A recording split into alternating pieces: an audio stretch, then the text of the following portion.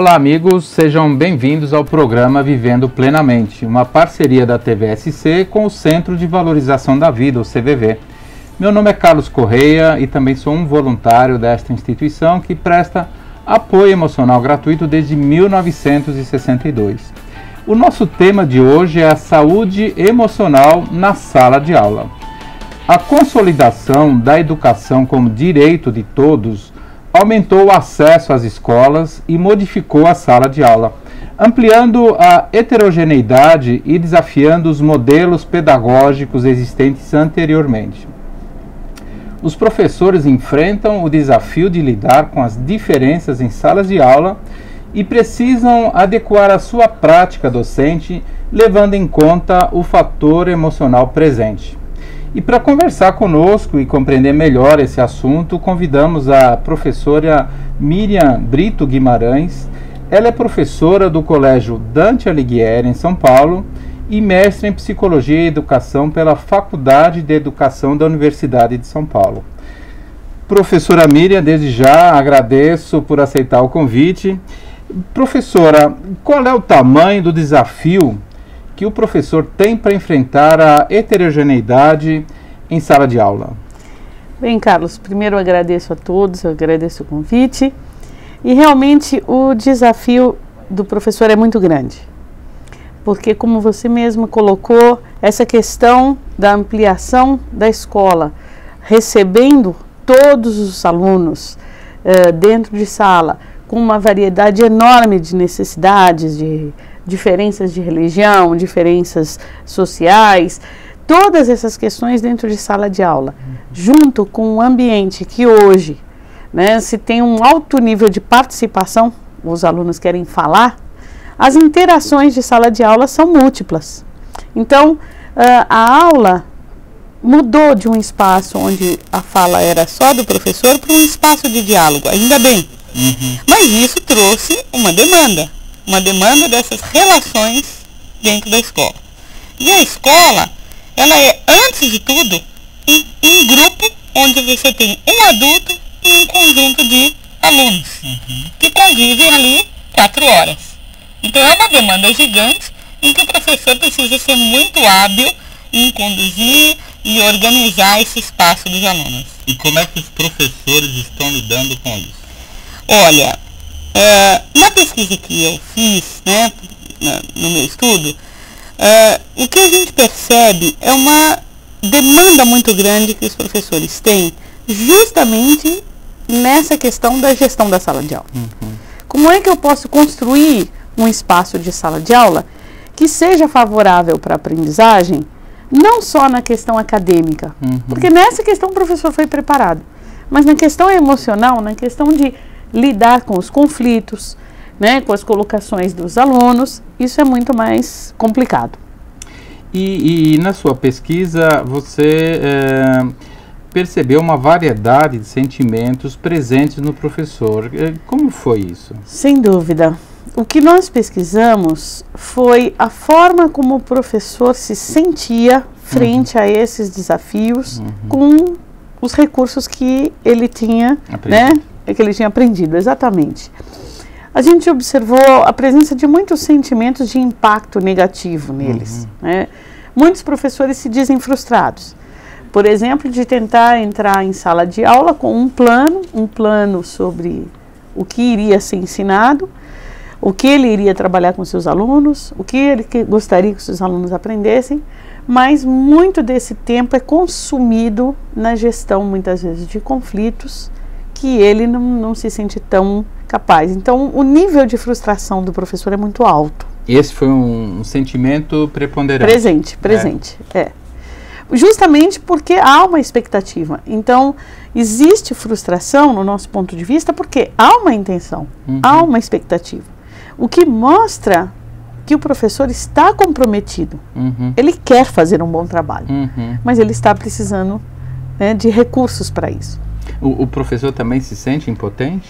Sem dúvida, porque dos resultados que nós tivemos, o que eles mais apontam, por exemplo, quando a gente pergunta Que tipo de apoio você gostaria em termos de formação? Vem a questão da gestão da sala de aula, vem a questão de formas de resolução de conflito. E eu posso até fazer uma extensão dessa ideia para os outros setores da escola. Porque o excesso de conflitos e o excesso de agressividade dentro da escola, quando o professor não dá conta e ele precisa encaminhar, seja para orientação, seja para direção, isso consome também o tempo da escola. Também. Então, veja, uma escola que tem, né, uma expectativa de desempenho, de aprendizagem, de resultados. Um conteúdo a passar, metas. Conteúdo, um planejamento, acaba ficando muito comprometida com essa questão de quantos conflitos a gente passa, né, no dia a dia. A gente até coloca a ideia do apagar incêndio, a gente passa o dia apagando incêndio. E qual é a maior dificuldade desse desafio? Olha, eu diria que quando o professor faz, pelo menos os nossos resultados também apontam, né? Isso nós estamos colocando em qualquer tipo de escola. Né? Tanto na pública... Tanto na pública quanto na privada. Os desafios se assemelham nessa área. Quando o professor vai gerenciar, quando ele vai cuidar das situações de conflitos ou das situações, né, emocionais que estão dentro da sala de aula, ele precisa recorrer a recursos que ele tem aprendido. A formação do professor, hoje, ainda privilegia muito a questão do desenvolvimento acadêmico. Se aprende psicologia, tanto na pedagogia quanto na licenciatura, mas se aprende a psicologia no campo teórico. Né? Psicologia do desenvolvimento da criança, por exemplo. Então, a questão é, ok, ele tem o teórico, mas ele precisa de instrumentos de dia a dia para manejo desse grupo, sem que isso se reflita para ele numa carga. E quais seriam esses instrumentos? Vou dar alguns exemplos. Alguns professores têm já esse tipo de ferramentas, né, como prática docente, e isso acaba se revertendo em algo muito positivo na sala. Por exemplo, professores que têm mais facilidade de fazer uma escuta do seu aluno. Uma escuta que seja acolhedora, onde o aluno tem oportunidade de colocar o que pensa, como se sente, as suas vontades, os seus desejos, como forma de diálogo. Ambientes onde este tipo de diálogo diálogo verdadeiro. Exatamente. Essa foi uma boa colocação, porque um diálogo onde realmente o aluno possa colocar como se sente e esse espaço ele sinta como genuíno. Né? Então o professor me ouve, não significa que concorde com o que eu penso, mas significa que compreende como eu me sinto. Eu acho que esse é o ponto, né, específico. E professores que promovem esse tipo de espaço, geralmente eles são melhor também percebidos pela turma. Então, na verdade, é um ciclo virtuoso, é uma relação de vínculo que se estabelece dentro do ambiente de respeito e acolhimento. E é aí que entra, então, a saúde emocional da sala de aula. Exatamente.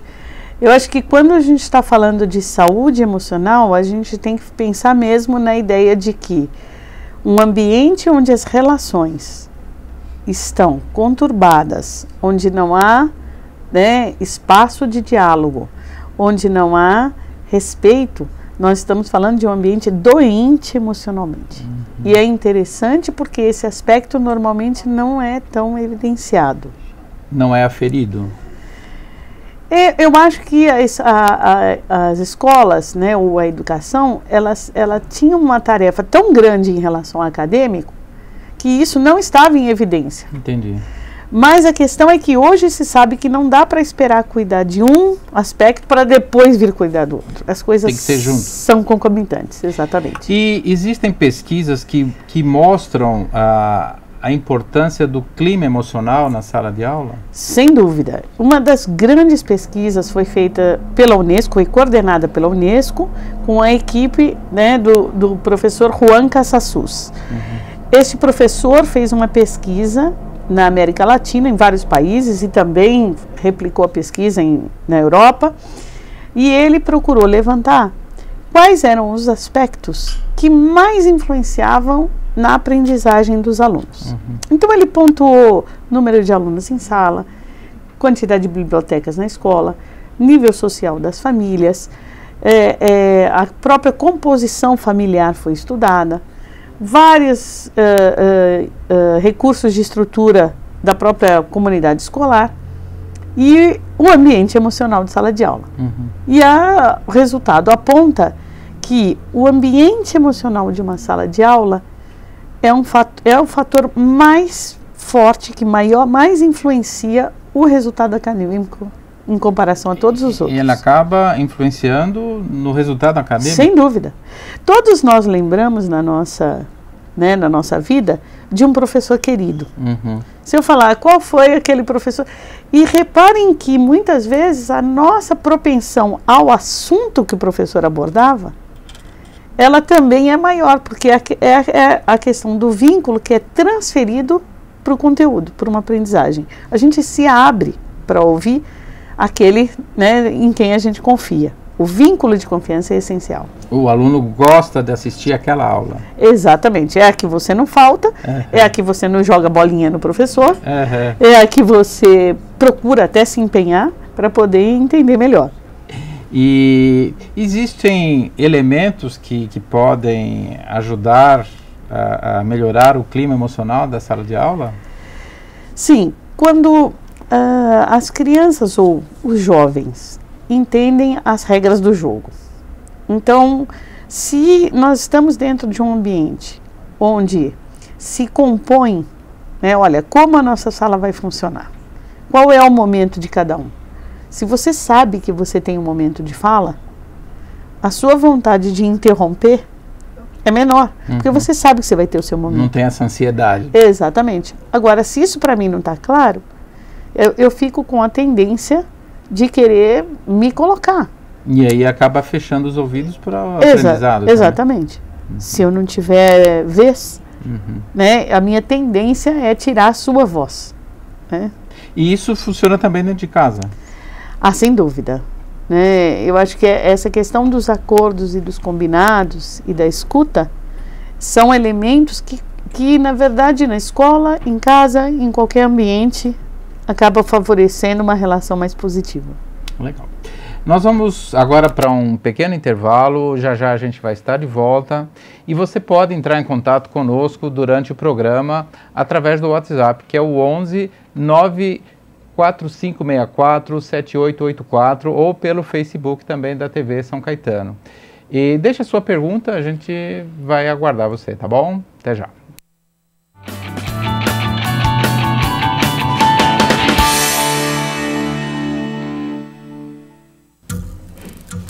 As formas de comunicação mudaram, porém a necessidade das pessoas serem ouvidas continua igual.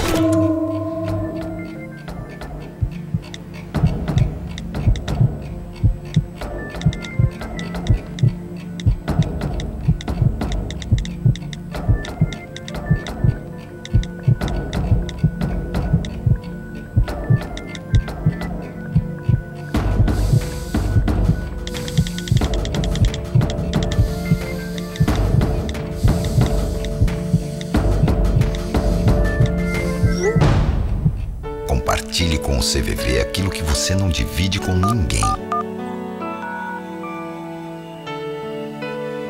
Valorizar a vida, é isso que o CVV faz. Ligue 141 ou acesse cvv.org.br e receba apoio emocional.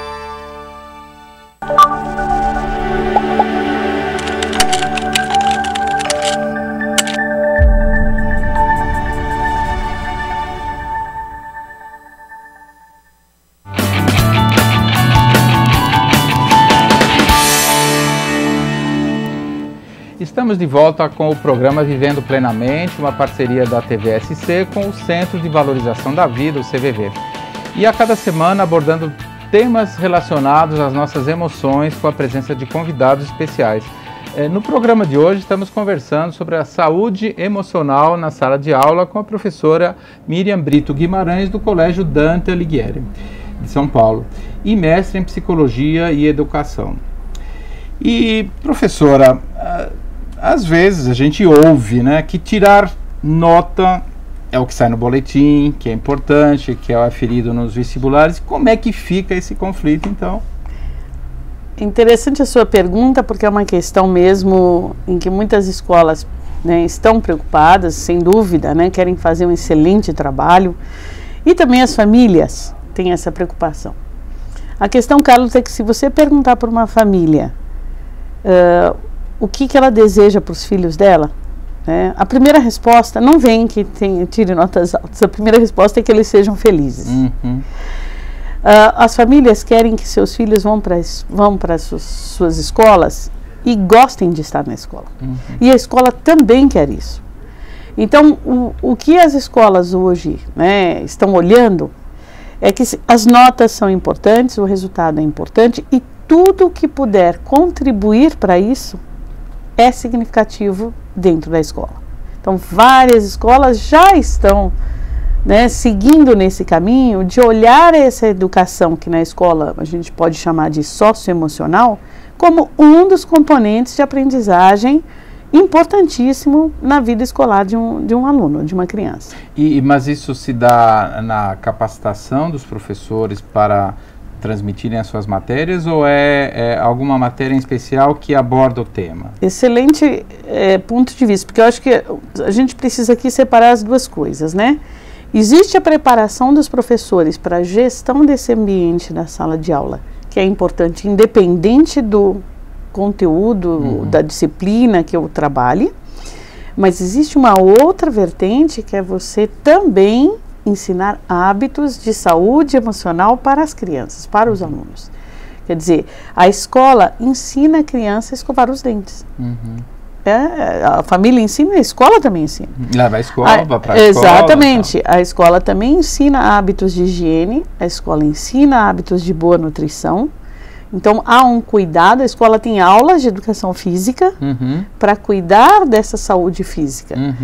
Há necessidade que se ensina também os hábitos de saúde emocional. Seria uma aula, então, específica? Existem escolas que adotam programas que hoje existem, que têm, inclusive, eficácia comprovada, no sentido de desenvolver habilidades socioemocionais. Existem escolas que já inseriram isso no currículo, então? Muitas escolas, inclusive escolas que têm resultados acadêmicos excelentes, estão fazendo isso, colocando em projetos, dentro do próprio projeto pedagógico da escola. Né?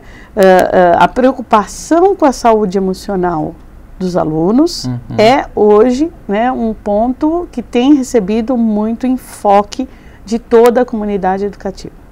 E isso também ajudaria os professores, então? Sem dúvida, porque veja, um professor que se sente com mais recursos, ele estabelece uma relação mais positiva, uma relação de diálogo, de respeito, uma relação de confiança com o seu aluno, uma relação onde ele tem maior sensibilidade, ele conhece melhor o seu aluno, e isso pode se reverter numa boa parceria com a orientação educacional, com a coordenação pedagógica, e você criar um círculo de proteção, né, dentro da criança, dentro da escola, com recursos para a própria criança também se desenvolver. E essa criança também vai levar esse aprendizado para dentro de casa, para a sua vida. Sem dúvida.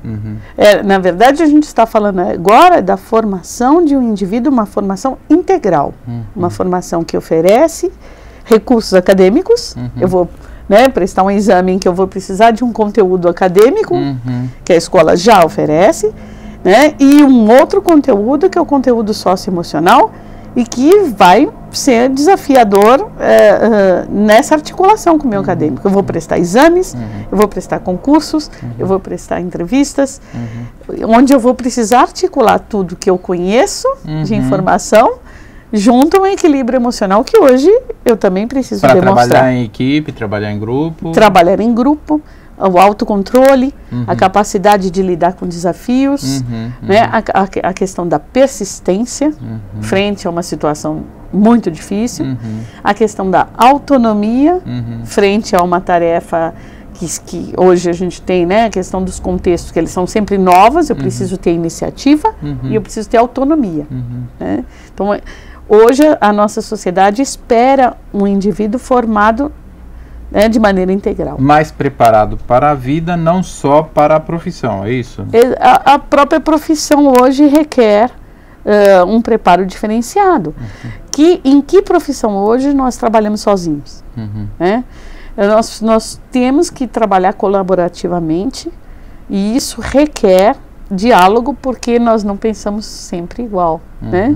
Você tem as suas opiniões, eu tenho a minha, a gente precisa saber chegar em acordo, negociar, sem que isso gere um conflito dentro do nosso trabalho, né? E tem as competições dentro da própria profissão, né? Que se a pessoa tem que aprender a lidar com isso também. Exatamente. Eu preciso, é muito interessante que a gente coloque assim, né? Fala-se muito em liderança, que é uma característica muito importante de nós desenvolvermos. Mas se todos forem líderes, onde é que estarão os liderados? Né? Eu preciso entender que essa liderança ela é transitória. E aprender a lidar com isso. Posso estar dos dois lados. Aprender a estar dos dois lados. Hoje é a sua vez, amanhã é a minha vez, e saber me desempenhar bem em todos os papéis, né? Essa semana você estava me dizendo que teve um congresso que abordou esse tema, né, no congresso? Exatamente. Inclusive, se você olhar as últimas versões dos congressos de educação, eles partiram de um foco na tecnologia, no sentido de computadores, para uma tecnologia socioemocional. Então, cada vez mais discussões estão sendo feitas existem instrumentos, existem ferramentas, existem programas que eu digo não de computador, né? Embora não sejam excludentes, mas projetos que eu possa realmente levar para a minha sala de aula e que realmente tragam desenvolvimento de habilidades socioemocionais para os alunos. Sim, essa é uma preocupação.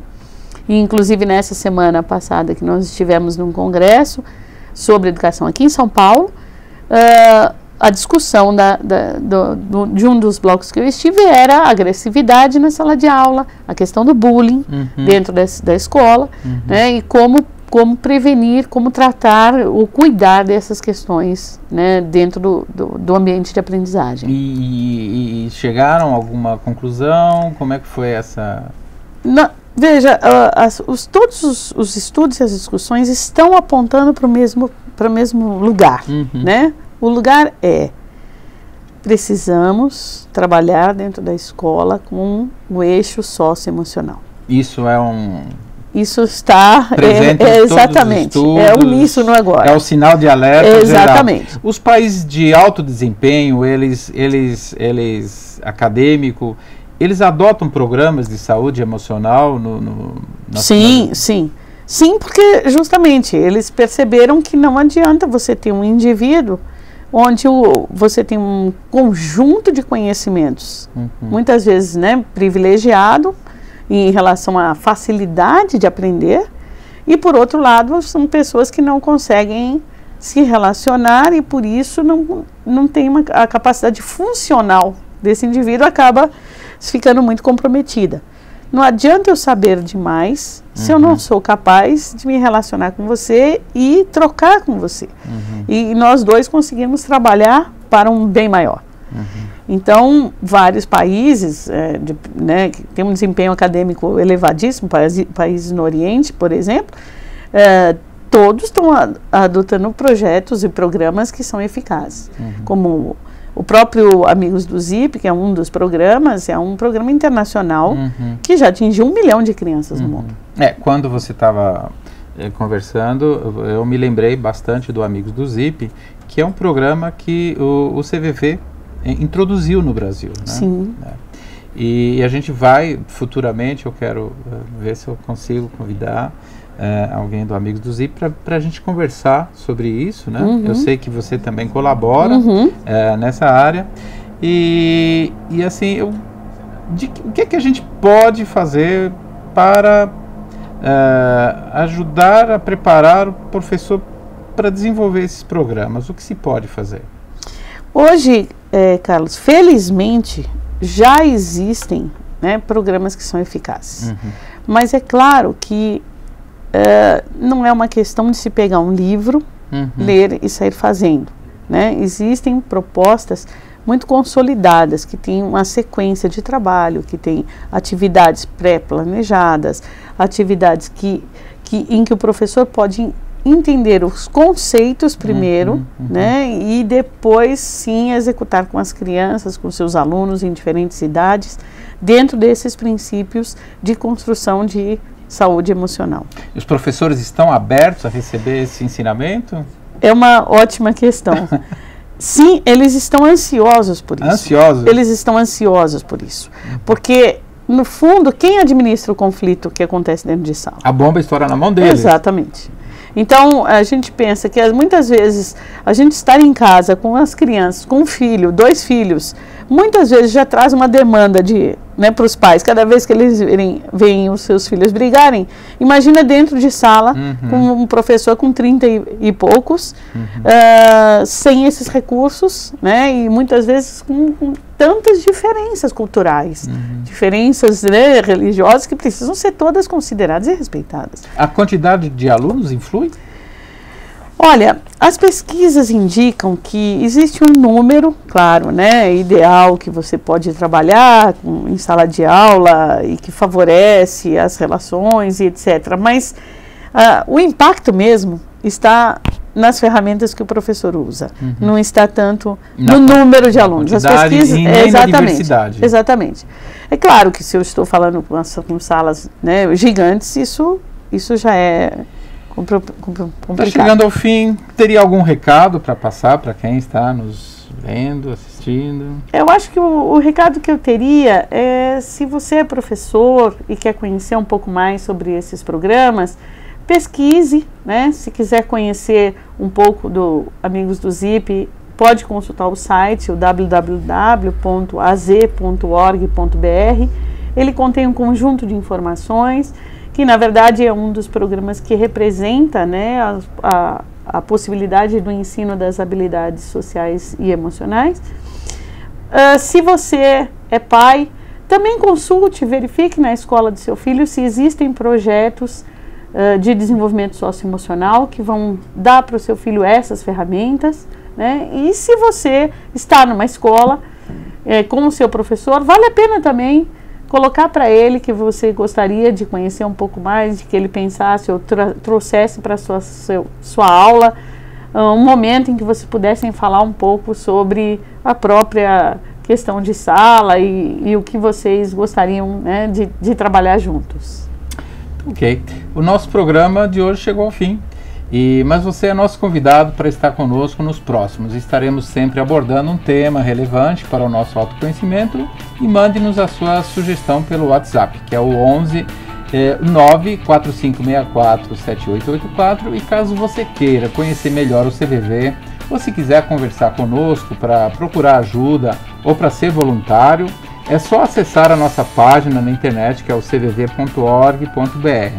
Lá você poderá encontrar atendimento por chat, Skype e e-mail, além dos nossos 72 endereços espalhados pelo Brasil, que oferecem atendimento pessoal gratuito.